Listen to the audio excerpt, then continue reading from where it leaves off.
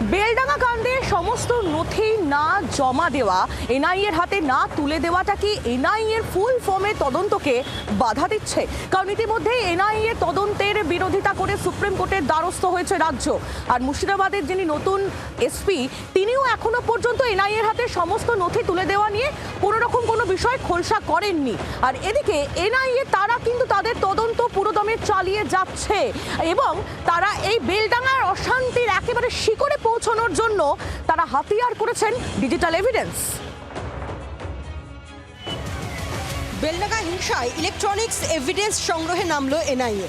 মঙ্গলবার বেলডাঙ্গার বড়ুয়া মোড়ে একটি পাইস হোটেল এবং মোবাইল শপে তল্লাশি চালায় জাতীয় তদন্তকারী সংস্থা। সংগ্রহ করা হয় ঘটনার দিনের সিসিটিভি ফুটেজ। বেলডাঙ্গা হিংসায় কি সবথেকে বেশি কাজ করেছে ডিজিটাল উস্কানি? এই প্রশ্নকেও তদন্তের অন্যতম ফোকাসিং পয়েন্ট করেছে এনআইএ। খতিয়ে দেখা হচ্ছে বেলডাঙ্গা হিংসার আগে এবং পরে সমাজ মাধ্যমে বিভিন্ন ধরনের উস্কানি পোস্ট, আইপি অ্যাড্রেসও খতিয়ে দেখছে এনআইএ। সূত্রের খবর, এই কাজে সাইবার বিশেষজ্ঞদেরও সাহায্য নিচ্ছে এনআইএ। বড়ুয়া মোড়ে এনআইএ 17 তারিখ হিংসা নিয়ে স্থানীয়দের সঙ্গে কথাও বলে। ঘটনাস্থলে একেবারে লাগোয়া যেসব দোকান রয়েছে সেখানে গিয়েও তথ্য সংগ্রহ করে তারা। বেলডাঙ্গা হিংসার তদন্তে এই মুহূর্তে মুর্শিদাবাদে রয়েছে 8 সদস্যের এনআইএ দল। অধিকাংশই ডিএসপি পদমর্যাদার অফিসার বলে সূত্রের খবর। দলটিতে কলকাতার এনআইএ অফিসের বাঙালি এবং অবাঙালি অফিসাররা রয়েছেন।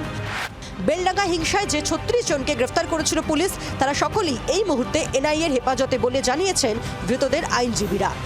কিন্তু এনআইএ এখনও বেলডাঙ্গায় হিংসার কেস ডায়েরি হাতে পায়নি বলেই খবর। কেস ডায়েরি ছাড়া এনআইএ কিভাবে তদন্ত এগোবে তা নিয়ে ধোঁয়াশা রয়েছে। এনআইএকে কেস ডায়েরি দেওয়া প্রসঙ্গে সোমবার বেলডাঙ্গায় মুর্শিদাবাদের নতুন এসপি ধৃতিমান সরকারও স্পষ্ট করে কোনো সময়ের উল্লেখ করেননি।